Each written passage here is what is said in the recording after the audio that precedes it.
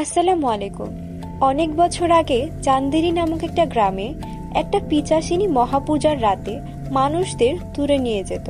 গ্রামের যেসব ছেলেরা রাতের বেলা একা বের হতো তাদেরকে তুলে নিয়ে যেত।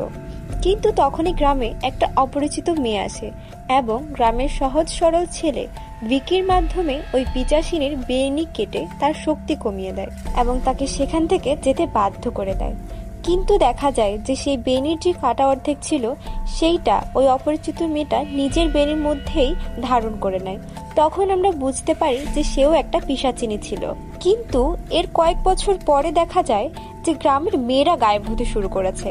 সবার ধারণা এইটা ছিল যে মেয়েরা গ্রাম থেকে পালিয়ে শহরের দিকে যাচ্ছে, কিন্তু সবার এই ধারণাটা ভুল প্রমাণিত হয় তখন যখন ভিকির বন্ধুর গার্লফ্রেন্ডকে তুলে নিয়ে যায় একটা গলাকাটা ভূত। আর তখনই সবার মধ্যেই গলাকাটার ভূতের আতঙ্ক ছড়িয়ে পড়ে। তখনই সবাই এই গলাকাটা ভূত থেকে ভয় পেতে থাকে।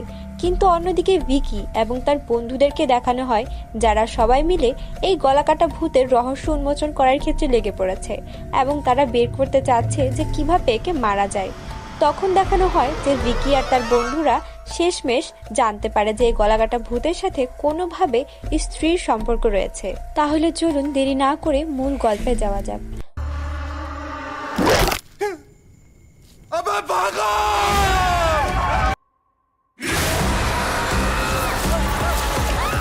গল্পের শুরুতেই আমাদের চান্দেরি গ্রামের প্রবেশপথ দেখানো হয়, যেখানে স্ত্রীর একটা ভাস্কর্য তৈরি করা হয়েছে আর সেখানে লেখা রয়েছে, ও স্ত্রী আমাদের রক্ষা করো।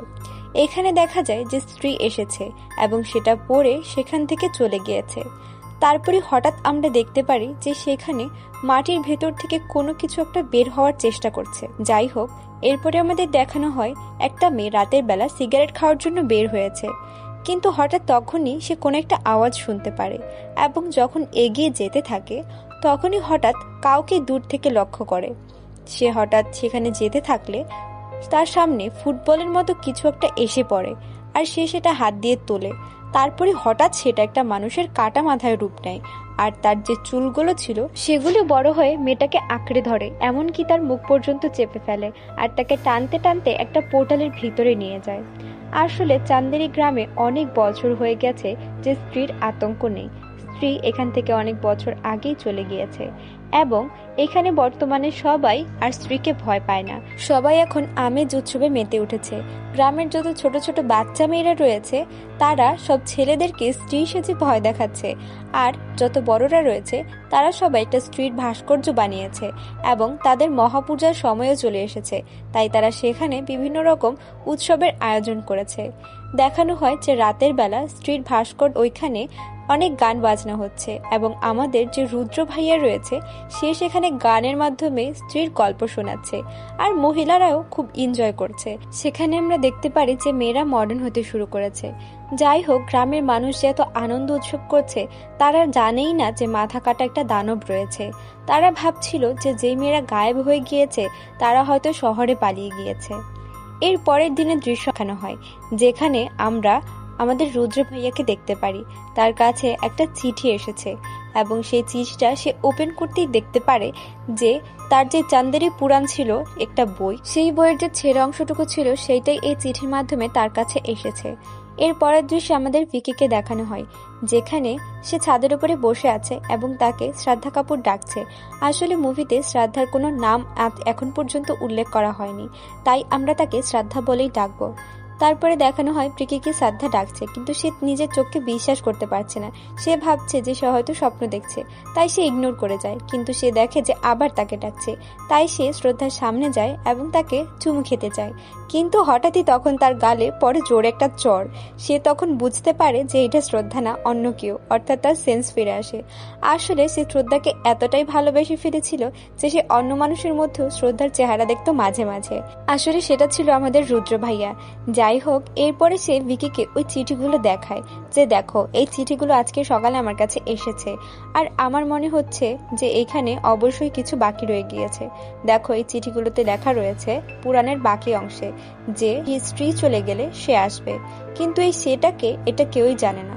তখন ভিকি বলে যে যা হবে সেটা পরে দেখা যাবে, এখন এইসব নিয়ে ভাবার কিছু নেই। তারপরে সেখান থেকে রুদ্র চলে যায় আর ভিকি নিচে যায়। তখনই তার বাবার সাথে তার দেখা হয় আর তার বাবা তাকে বলে যে তোমার এখন বিয়ে করে নেওয়া উচিত, তুমি আর কতদিন এভাবে বসে থাকবে। কিন্তু ভিকি বলে যে সে এখন বিয়ে করতে চায় না। তারপরে আমাদের দেখানো হয় ভিকি আর তার বন্ধু বিট্টুকে, যারা দুইজন একসাথে কথা বলছিল। সেখানে আমরা জানতে পারি যে এখন বিট্টুর একটা গার্লফ্রেন্ড রয়েছে যার নাম হচ্ছে চিট্টি। আসলে সে তখন বিট্টুকে বলছিল যে তার অনেক ফ্রেন্ড নাকি বাসায় না জানিয়ে এখান থেকে পালিয়ে শহরে চলে গেছে। এইরকম কথোপকথন হচ্ছিল। এরপরে আমাদের রাতের দৃশ্য দেখানো হয়, যেখানে চিট্টি উপরে ঘুমাচ্ছিল এবং বিট্টুও তাকে ঘুম পাড়াচ্ছিল, আর নিচে ভিকি দাঁড়িয়ে পাহারা দিচ্ছিল আর বিট্টুর জন্য অপেক্ষা করছিল। তখনই আমরা দেখতে পারি যে বিট্টু সেখান থেকে নিচে নেমে এসেছে আর ভিকিকে বলছে যে চলো এখন আমরা চলে যাই। কিন্তু তখনই আমরা দেখতে পারি যে দেয়াল বেয়ে কিছু একটা অস্বাভাবিক উপর দিকে উঠছে। চিট্টির রুমে কোনো একটা কিছু প্রবেশ করেছে আর চিট্টিরও তখন ঘুম ভেঙে যায়। সে ঘুম ভেঙেই দেখতে পারে যে তার সামনে সেই গলাকাটা দানবের মাথাটা রয়েছে। সেই সব কিছু দেখে অনেক ভয় পেয়ে যায় আর চিৎকার করতে থাকে। সেই দানবটা তাকে সাথে করে নিয়ে চলে যায়, তার ইচ্ছার বিরুদ্ধে তাকে নিয়ে চলে যায়। অন্যদিকে নিচ থেকে ভিকি আর বিট্টু সবকিছুই শুনছিল, অর্থাৎ তার চিৎকারগুলো শুনছিল, আর তার বাসার সবাইও তার চিৎকার শুনছিল। যখন তারা সবাই উপরে যায় তখন দেখতে পারে যে রুমের মধ্যে চিট্টি নেই, কিন্তু রুমের একটা দেয়াল অনেক বড়ভাবে ভেঙে রয়েছে। সেখান থেকে মনে হচ্ছে যে 7-8 ফুটের কোনো মানুষ বের হয়ে চলে গিয়েছে এবং তারা সবাই অবাক হচ্ছে যে এত রাতে এইটা কি হলো। তাই সবাই মিলে সেটা খুঁজতে বেরিয়ে পড়ে যে চিট্টি কোথায় চলে গেল। যখন তারা সবাই খুঁজছিল তখনই রুদ্র ভাইয়া একটা পায়ের ছাপ দেখতে পারে, যেটা কোনো স্বাভাবিক মানুষের পায়ের ছাপ ছিল না, যেটা 7 থেকে 8 ফুট লম্বা একটা মানুষের বিশাল একটা পায়ের ছাপ ছিল। রুদ্র ভাইয়া বলছিল যে নিশ্চয়ই এটা কোনো দানব হবে। তখনই সেখানে থাকা একজন ড্রাঙ্ক ভিখারি, অর্থাৎ সে মাতাল অবস্থায় ছিল, সে বলে ওঠে যে চিট্টিকে একজন নিয়ে গিয়েছে এবং তার মাথা ছিল না। তার কথায় কেউ বিশ্বাস করে না, তাকে বলে যে তুমি এইসব আবল তাবল কি বলছো। এই সব কিছু বলার পরেই সে বলে যে দেখো আমার কাছে চিট্টির মোজা রয়েছে, যখন তাকে এখান থেকে নিয়ে যাচ্ছিল তার মোজাটা এখানে পড়ে গিয়েছিল। তখনই সবাই কিছুটা আতঙ্কিত হয়ে যায়। তখনই দেখানো হয় ভিকি কাউকে দেখছে এবং সে তাকে ভালোভাবে রেকগনাইজ করতে পারছে না। তারপরে সে তার পিছু নিতে শুরু করে। পিছু নিয়ে যেতে যেতে দেখা যায় যে সেই পুরনো একটা প্রাসাদে চলে আসে, যেখানে আগের স্ত্রী থাকতো। সেখানে আসার পরে স্ত্রীর মতো করে কেউ একজন তাকে ডাকছে, কিন্তু সে বুঝতে পারছে না। তারপরে সে লক্ষ্য করে যে তার পিছে শ্রদ্ধা দাঁড়িয়ে আছে। সে ভাবে সেটা হয়তো তার মনের ভ্রম, কিন্তু সে তাকে বলে যে আমাকে একটা থাপ্পড় দাও। তখন শ্রদ্ধা আসলে তাকে থাপ্পড় দিয়ে বসে এবং তখন সে বুঝতে পারে যে এটা আসলে শ্রদ্ধা ভিকির সাথে গোপনে দেখা করতে চাইছিল, তাই তাকে এখানে না বলে নিয়ে এসেছে। যাই হোক, সে বলে যে এখন স্ত্রী চলে গিয়েছে এবং সে এসেছে। ভিকি বলে এই সেটা কে? তখন শ্রদ্ধা বলে যে গ্রামের যে মেয়েরা গায়েব হচ্ছে সবাই ওই লোকটার কারণেই গায়েব হচ্ছে। সে বলে যে ওই দাসীকে মেরে স্ত্রী বানিয়েছিল সেই আসলে এখন বর্তমানে মেয়েদের তুলে নিয়ে যাচ্ছে এবং এইটা গ্রামের জন্য সামনে আরো বেশি ক্ষতিকর হবে। এরপর আমাদের দেখানো হয় যে রুদ্র ভাই আর বিট্টু দুইজনে বসেই কথা বলছিল এবং বিট্টু বলছিল যে হয়তো ভিকি বিট্টুর গার্লফ্রেন্ডকে নিয়ে পালিয়ে চলে গেছে শহরে। কিন্তু তখন রুদ্র ভাইয়া তাকে বলে যে নিজের বন্ধুর উপরে সন্দেহ করতে হয় না। তখন বিট্টু বলে যে ঠিক আছে, আর তখনই সেখানে দৌড়ে ভিকি চলে আসে। ভিকি রুদ্র ভাইয়াকে বলে যে চিঠি কোথায়, কিন্তু তখন বিট্টু ভিকিকে ভুল বোঝে। সে বোঝে যে হয়তো তার গার্লফ্রেন্ড চিঠির কথা সে বলছে, কিন্তু আসলে সে তো চিঠির কথা বলছিল। তখনই সেটা রুদ্র ভাইয়া বুঝতে পারে এবং একটা গানের মাধ্যমে তাদের দুইজনকে জিনিসটা বুঝিয়ে দেয় এবং সেখানে একটা কমেডি সিনও হয়েছিল এবং সেই চিঠিগুলো তখন রুদ্র ভাইয়া বের করে পড়তে শুরু করে। সেখানে দেখা যায় যে এখন যে দানবটা বের হয়েছে তার নাম তখন রুদ্রভান ছিল। আসলে সে গ্রাম প্রধান ছিল এবং সে সবার সাথে কখনো ভালো ব্যবহার করতো না, বিশেষ করে মেয়েদের সাথে। সে কোনো মেয়েকে দেখতে পারতো না। তার মত ছিল যে কোনো মেয়েরা বাহিরে আসবে কেন বা অন্য কোনো কাজ করবে কেন, মেয়েদের কাজ হচ্ছে জাস্ট চুলা সামলানো এবং ছেলেদেরকে সন্তুষ্ট করা। রুদ্রভান নিজের বন্ধুদের নিয়ে একটা দাসীর নাচ দেখতো সবসময় এবং একদিন সেই দাসী তার প্রেমিককে বিয়ে করতে চাইলে সেই দাসীকে তার ছোট্ট মেয়ের সামনেই মেরে ফেলে এবং সেই দাসী পরে স্ত্রী হয়ে ফিরে আসে আর সেই রুদ্রভানের গলা কেটে গ্রামের কোনো এক জায়গায় পুঁতে ফেলে। এখনো তার সেই লাশ সেখানে রয়েছে। আমরা মুভির শুরুতে ওই লাশকেই বের হতে দেখেছিলাম, অর্থাৎ সেই গলাকাটা ভূতটা। এরপরে বলে যে চিঠিকে ওই গলাকাটা ভূতটাই তুলে নিয়ে গিয়েছে, কারণ আমরা শুনেছিলাম যে সেই ভিখারের কাছ থেকে সে বলেছিল যে চিঠিকে নিয়ে গিয়েছে তার গলা নেই, এবং যেই দেয়ালটা ভেঙেছিল সেইখানে আমরা কোনো গলার চিহ্ন দেখতে পারিনি। যাই হোক, তখন তারা বুঝে যায় যে সেখানে গলাকাটা ভূতের কথাই হচ্ছে। কিন্তু তখন বিট্টু বলে তুই এগুলো নিয়ে এতটা শিওর কিভাবে? তখন ভিকি বলে যে শ্রদ্ধা ফিরে এসেছে এবং সেই আমাকে এই সম্পর্কে ইনফরমেশন দিয়েছে, কিন্তু কেউ তারা ভিকিকে বিশ্বাস করতে চায় না। এরপরে আমাদের পরের দিনে সিন দেখানো হয় যেখানে ভিকি আর শ্রদ্ধা একটা জায়গায় রয়েছে, কিন্তু হঠাৎই শ্রদ্ধার ভূত হয়ে যায় এবং ভিকির আঙুল কামড়ে ধরে। আর তখনই সেখানে রুদ্র ভাইয়া আর বিট্টু চলে আসে, আর এসেই ভিকিকে একটা লাঠি দিয়ে আঘাত করে যাতে তার সেন্স ফিরে আসে। সে দেখে তখন আশেপাশে কিছুই নেই, কিন্তু রুদ্র ভাইয়া বলে যে তুমি এখানে একা একা কি করছো? সে বলে যে এখানে শ্রদ্ধা ছিল, কিন্তু তখন তো আমরা সেখানে কোনো শ্রদ্ধা দেখতেই পারিনি। কিন্তু হঠাৎই ভিকি চেক করে তার পকেটের মধ্যে একটা ফুলের পাপড়ি রয়েছে। আসলে সেটা সে শ্রদ্ধার মাথা থেকে নিয়ে নিজের পকেটে রেখেছিল, তাই যা কিছু হয়েছিল সেটা মোটেও মিথ্যা ছিল না। যাই হোক, এরপরে তারা বলে যে তারা সেই গলাকাটা ভূতটাকে যেভাবেই হোক এখান থেকে বিতাড়িত করবে এবং সেটা একমাত্র স্ত্রী করতে পারবে, তাই তাদেরকে স্ত্রীকে ফিরিয়ে আনতে হবে। তখন তারা বলে যে স্ত্রীকে কিভাবে ফিরিয়ে আনবে? তখনই ভিকি বলে যে একজন স্ত্রীকে ফিরিয়ে আনতে পারবে। তখনই আমাদের ভেরিয়া মুভির ওই পোস্ট ক্রেডিট সিনটা দেখানো হয়, যেখানে আমরা দেখেছিলাম যে ভিকি আর বিট্টু জানার সাথে দেখা করতে গিয়েছিল।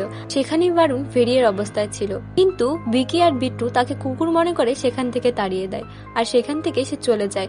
তখন দেখানো হয় যে জানাকে তারা সবকিছু খুলে বলছে যে একটা গলাকাটা ভূত বর্তমানে চান্দেরিতে প্রচন্ড পরিমাণে তাণ্ডব ছড়িয়েছে এবং গ্রামের অনেক মেয়েদের সে তুলে নিয়ে গিয়েছে।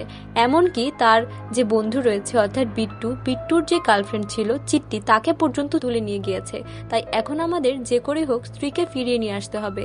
তখন দেখা যায় জানা বলে যে ঠিক আছে, আমি তো বিশ্বাস করলাম যে একটা গলাকাটা ভূত আছে, কিন্তু আমি এইটা কিভাবে বিশ্বাস করব যে বিট্টুরও একটা গার্লফ্রেন্ড রয়েছে? তখনই সেখানে রুদ্র ভাইয়া বলে যে তোমার এইটা বিশ্বাস করো আর না করো, তোমার এখন স্ত্রীকে ফিরিয়ে আনতে হবে। আসলে স্ত্রীর যে ঘটনাটা হয়েছিল সেটার সাথে জানা কোনোভাবে কানেক্টেড ছিল। স্ত্রীর সবকিছু শেষ হওয়ার পরেও জানার সাথে কোনো না কোনো কিছু ঘটে যেত, তাই সে চান্দারি থেকে দূরে চলে গিয়েছিল যাতে তার সাথে সবকিছু না ঘটতে থাকে। তারপরে দেখানো হয় যে তারা আবার চান্দেরিতে ফিরে এসেছে এবং ওই জায়গায় এসেছে যেখানে স্ত্রী আগে থাকতো, আর জানা সামনের দিকে এগোচ্ছে। তারা সবাই সেখানে ছড়িয়ে ছিটিয়ে পড়ে এবং একে অপর থেকে আলাদা হয়ে যায়। ভিতরে যাওয়ার পরেই তারা এক একজন ভয়ানক কিছু অনুভব করে এবং সেখান থেকে তারা সেই মাথা কাটা দানবকে দেখতে পায়। তারপরে চিৎকার করতে করতে এক একজন বাহিরে চলে আসে, আবার সবাই একসাথে হয়। তারপরে সবাই মিলে পাথরের সামনে গিয়ে দাঁড়ায় যেখানে ওই ছবিগুলো আঁকা ছিল। তখনই হঠাৎ করে জানাকে কেউ তুলে নিয়ে চলে যায়। তারা ভাবে হয়তো এটা স্ত্রীর কাজ, কিন্তু তারা জানাকে একটু পরে খুঁজতে খুঁজতেই দেখে যে পাথরের গায়ে জানা ঝুলে রয়েছে। সেখান থেকে জানা যখন নিচে পড়ে জানাকে তারা মৃত অবস্থায় পায় এবং 3 মিনিট পরে তারা দেখতে পারে যে জানা উঠে বসেছে, কিন্তু তার চোখগুলো একদম সাদা হয়ে রয়েছে। জানা সবাইকে বলতে থাকে যে এখান থেকে পালা, এখান থেকে পালা। তখন তারা সবাই বাইক নিয়ে পালানোর চেষ্টা শুরু করে, আর সেখানে দানবটাও তাদের পিছে পিছে আসতে থাকে।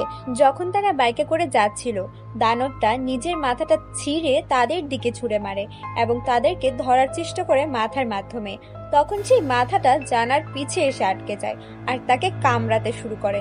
তখনই জানা রুদ্র ভাইয়ের কাছ থেকে অ্যালকোহল নিয়ে তার উপরে ছিটিয়ে দেয়। অ্যালকোহল পেয়ে তার তো কিছুই হয় না, বরঞ্চ সে খুশি হয়ে যায় এবং খেতে শুরু করে।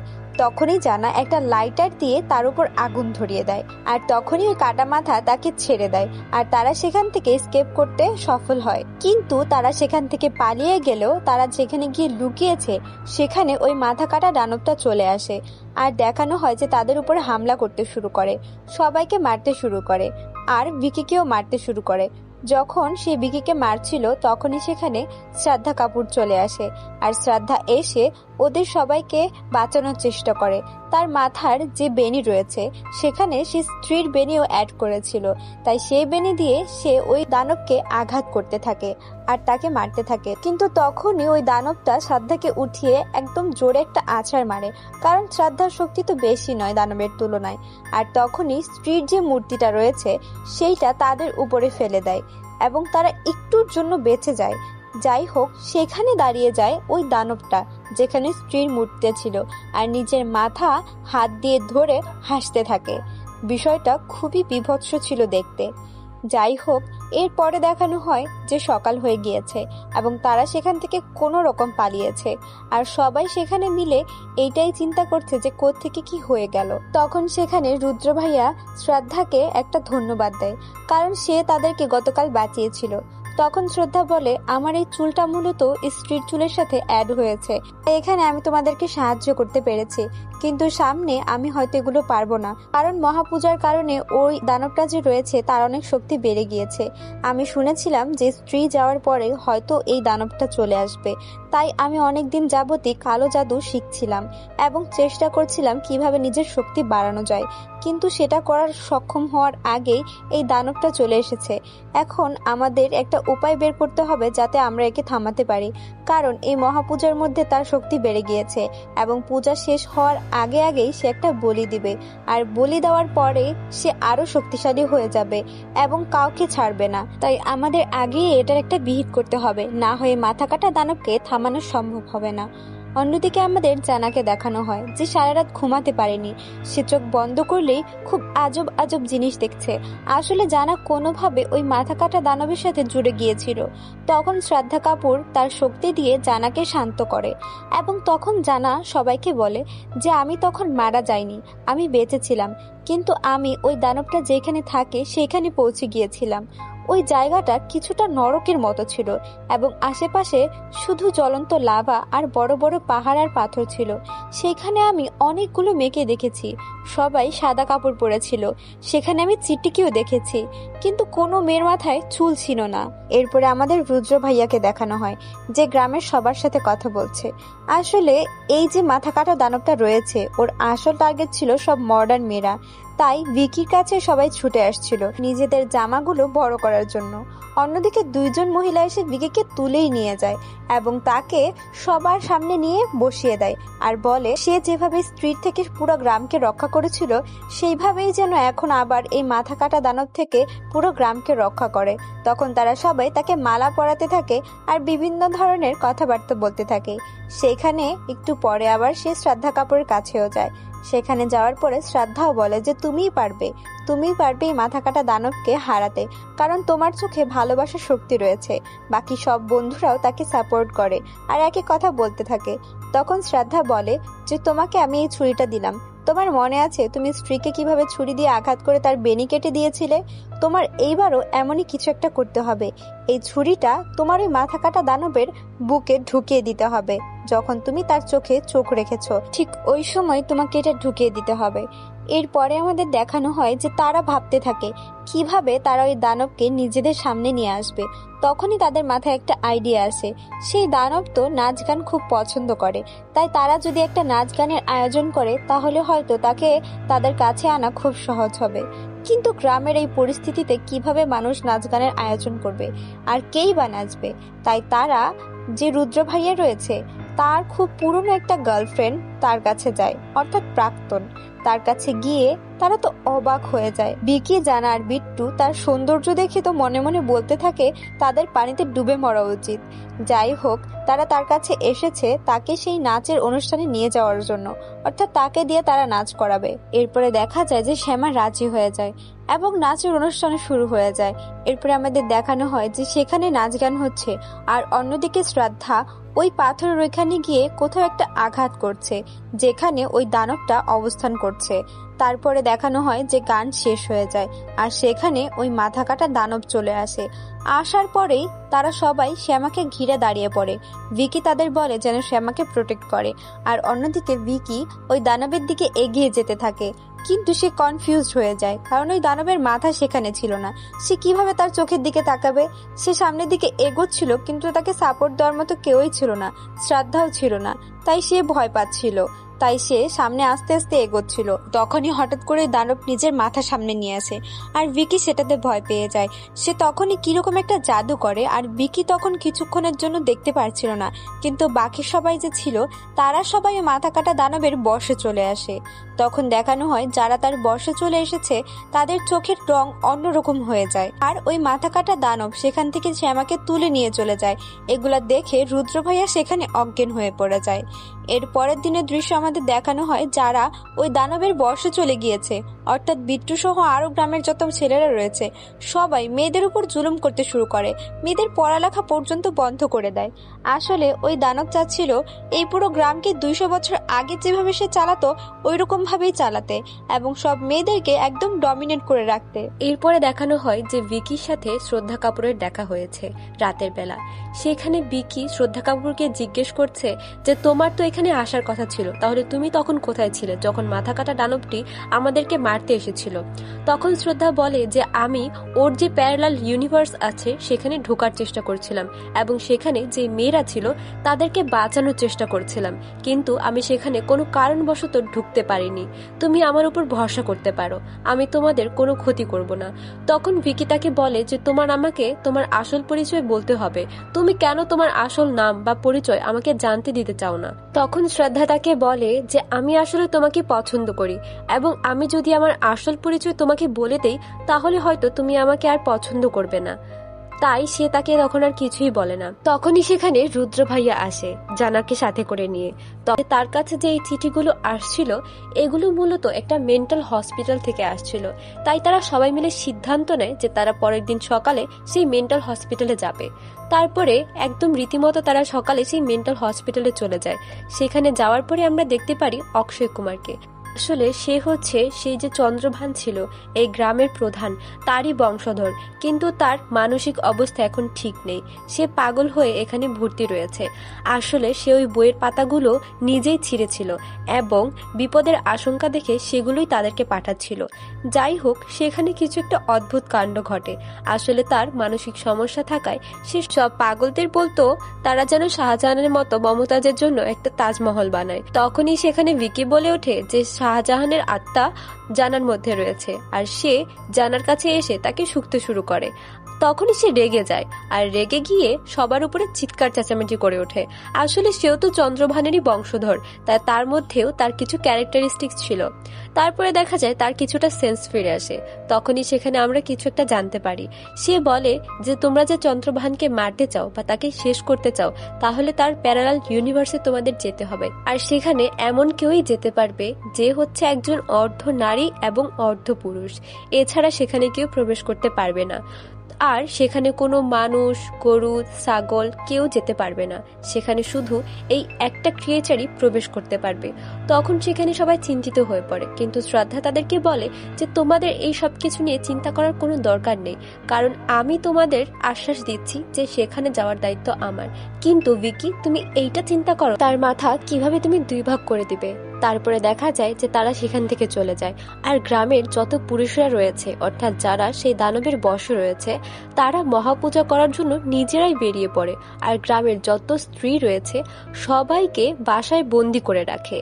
তারপরে অন্যদিকে আমরা ভিকি, জানা, শ্রদ্ধা এবং রুদ্র ভাইয়াকে দেখতে পারি যারা ভিকিকে রেডি করছিল যাতে তারা ওই দানবের ওই জায়গায় প্রবেশ করতে পারে। তখন দেখানো হয় যে তারা আস্তে আস্তে ওই জায়গায় পৌঁছে যায় যেখান থেকে তারা সেই দানবের প্যারালাল ইউনিভার্সে যেতে পারবে। সেখানে যাওয়ার পরে দেখা যায় তাদের পিছে পিছে বিট্টুও চলে আসে। বিট্টু তাদেরকে ওয়ার্ন করে যে সেখানে গেলে তারা মারা যাবে। তারপরে দেখা যায় যে শ্রদ্ধা আর ভিকি দুইজনই সেখানে যাওয়ার জন্য প্রস্তুত হয়। অন্যদিকে জানা আর রুদ্র ভাইয়া বাহিরে বসে থাকে। তখনই আমরা দেখতে পারি যে ভিকির শরীরের ভেতরে শ্রদ্ধা প্রবেশ করে গিয়েছে। তাহলে তারা অর্ধনারী এবং অর্ধপুরুষে পরিণত হয়েছে, তাই তারা সেখানে প্রবেশ করতে পেরে যায়। আর ওইদিকে জানা আর রুদ্র ভাইয়া বাহিরে বসে থাকে। তখনই ভিকি তার শরীরের ভেতরে শ্রদ্ধাকে অনুভব করতে পেরে খুশি হতে থাকে আর নিজের শরীরকে স্পর্শ করতে থাকে। তখনই শ্রদ্ধা তার শরীর থেকে বেরিয়ে যায়।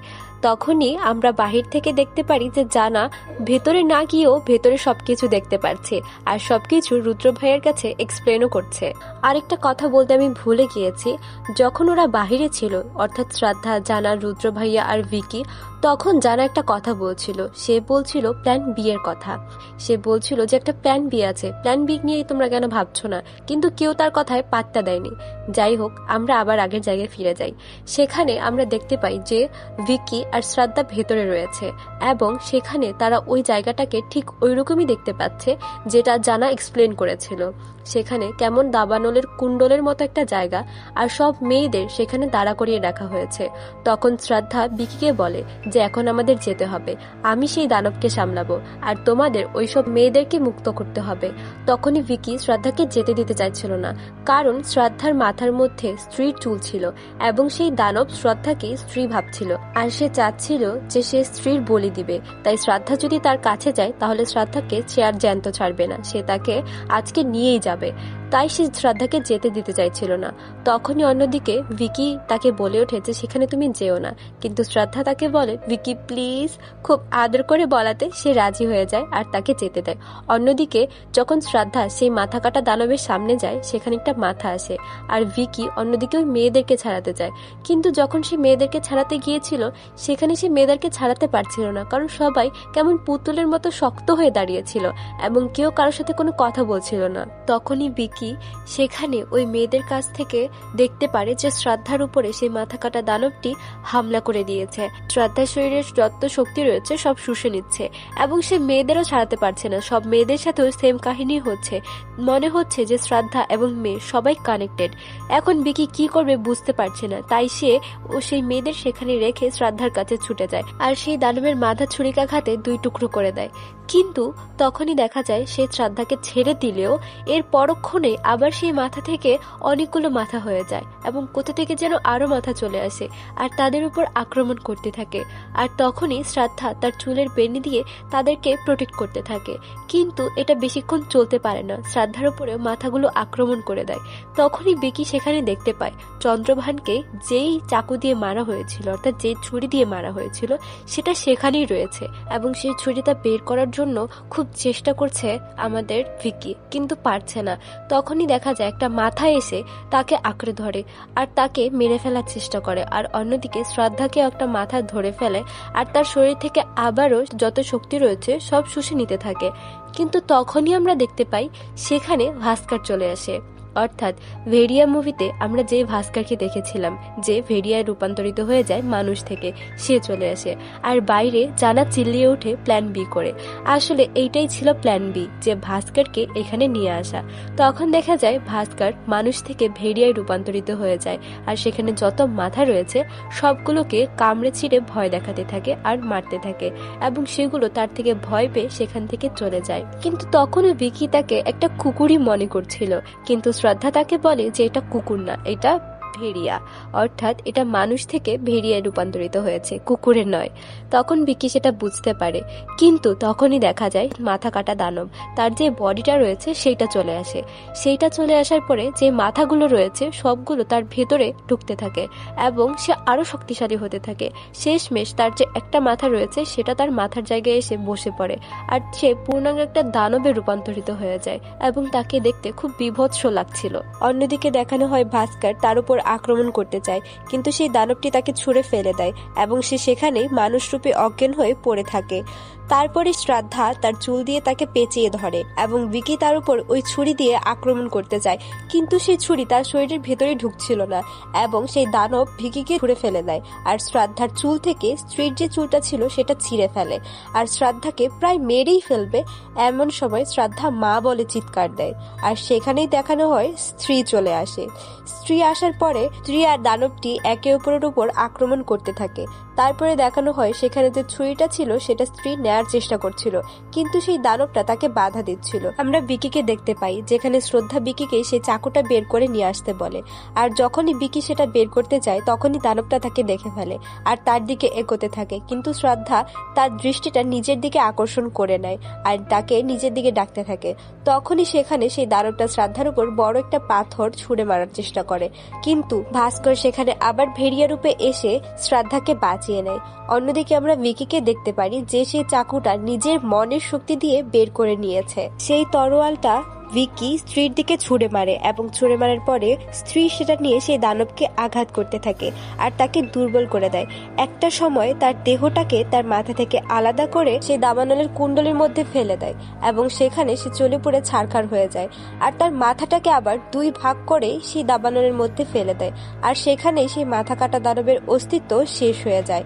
অন্যদিকে আমরা গ্রামের মহিলাদের দেখতে পারি যারা নিজেদের ঘরের দুয়ার ভেঙে বাহিরে চলে আসে আর এইসব পুরুষেরা যারা ওই দানবের বশে ছিল তারা সবাই সজ্ঞানে ফিরে আসে।